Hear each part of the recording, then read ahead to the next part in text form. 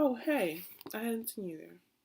I was only reading Octavia Butler's award-winning novel, Parable of the Sower, a dystopian novel written in the form of journal entries of the protagonist, Lauren Oya Olamina, who lives in a fictional town in Southern California. The novel takes place in the near future, 2024 through 2027, and the main conflict is the effects of climate change. Not only is California suffering from an increase and wildfires, but the rest of the world is suffering from inflation, lack of employment, and the lack of natural resources. Lauren's gated community is no longer safe, as a drug that causes people to set fire is spreading, and as scavengers begin to murder, rape, and even overrun communities. Lauren feels the pain of this society, much more than the rest of the community, as she suffers from a hereditary condition called hyperempathy, which causes her to feel the pain and less often the pleasures of others. Through all of this, Lauren develops her own religion, which she calls Earthseed, in order to cope with change. Hmm. Speaking of religion, it's ironic that the title of the book alludes to a biblical reference, and Lauren's father is a minister, yet Lauren does not identify with Christianity.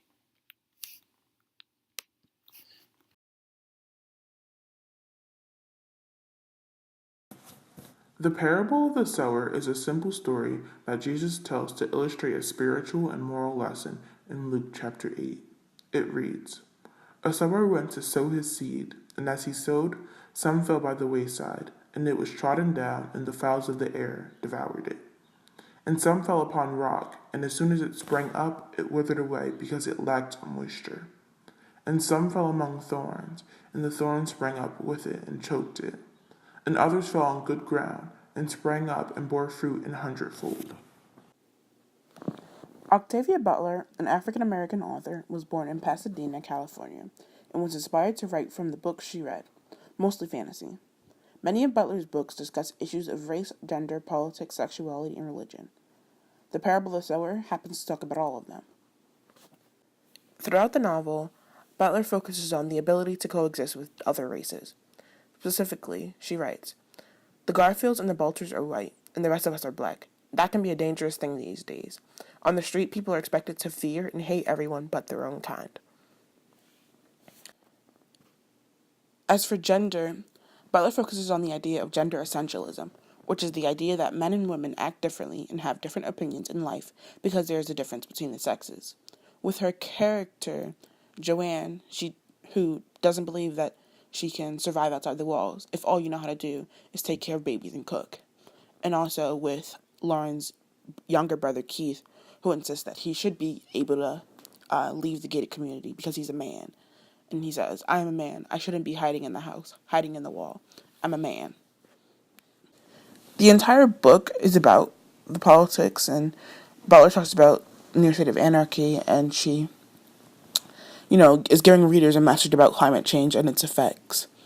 But specifically at the end of this book and at the throughout the next novel, The Parable of the Talents, she talks about a president named President Donner, who basically begins modern day slavery with large corporations taking over communities in order to quote unquote support them.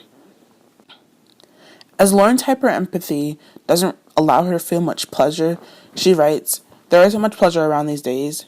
The only pleasure I enjoy sharing is sex. So a lot of the time all she sees is pain, but that's one pleasure that she gets to share with other people due to her hyperempathy.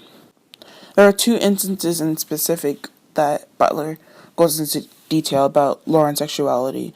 One with her boyfriend in the gated community, Curtis, and the second with someone outside of the gated community once she escapes. His name is Ban Cole, and he happens to be 40 years older than him, but the way Butler writes about it makes it seem so natural, and despite the fact that he's so much older than her, she refers to it as making love, and she's really able to find that comfort in someone else.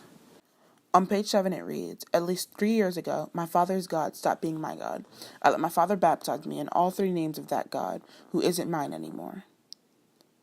And then, further in the book she reads, she says, Some say God is a spirit, a force, an ultimate reality. Ask 7 people what all that means, and you'll get 7 different answers. So what is God? Just another name for whatever makes you feel special and protected? Octavia Butler is known as a great Afrofuturist writer because of this series, The Parable of the Sower, and Kindred, which we've all read. When people envision the future in art, most often it's seen through a white lens. Only 8% of the 100 top-grossing sci-fi and fantasy films featured a protagonist of color. Half the time, the protagonist was Will Smith. But we're not all white or Will Smith. The future looks different if you look at it through the lens of Black experiences. That's why we have this thing called Afrofuturism. Afrofuturism is a term coined by Mark Derry in 1933, which was the beginning of a movement in literature, music, and art featuring futuristic and science fiction themes which incorporate elements of Black history and culture. What is so important about Afrofuturism is that it gives Black people a place in history's future that is different from our past. In Parable of the Sower, Lauren's middle name is Oya. She is named after Oya, the African goddess who is the teacher of truth and the bringer of justice. Lauren embodies the concepts of Afrofuturism as she begins her own religion and starts a community based on peace. She is the human form of the African goddess. While Butler depicts aspects of Afrofuturism, she displays how history repeats itself with the introduction of modern-day slavery and forest fires in California, like those in 1935.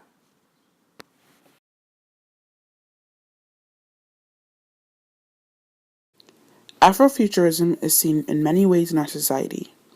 It was revived and made popular by Octavia Butler, the jazz composer Sun Ra, who we'll listen to right now.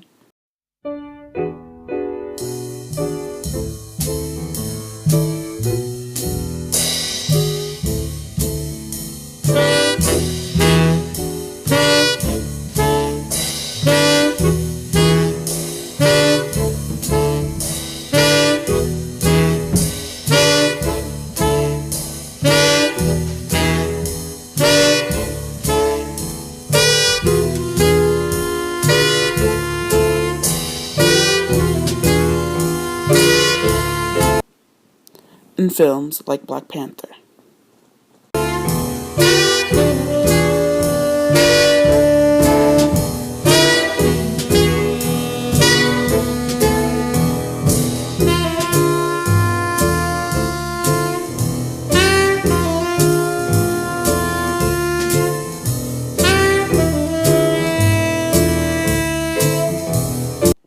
Many critics compare Butler's fictional medical condition, hyperempathy, to the experience of a Black woman in America.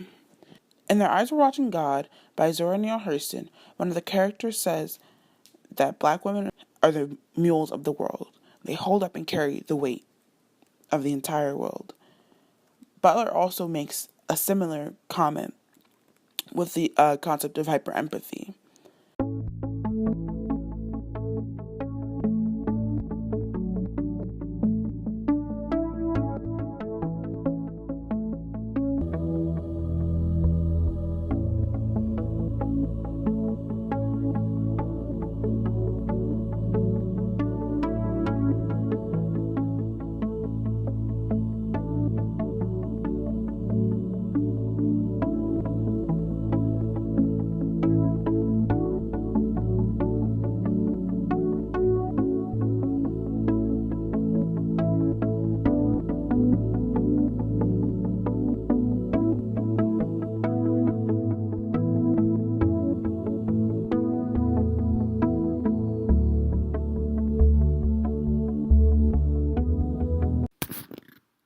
Lauren Alamina, at the age of 15, realizes that her community is not sustainable, and she goes about to make drastic changes and even starts a community.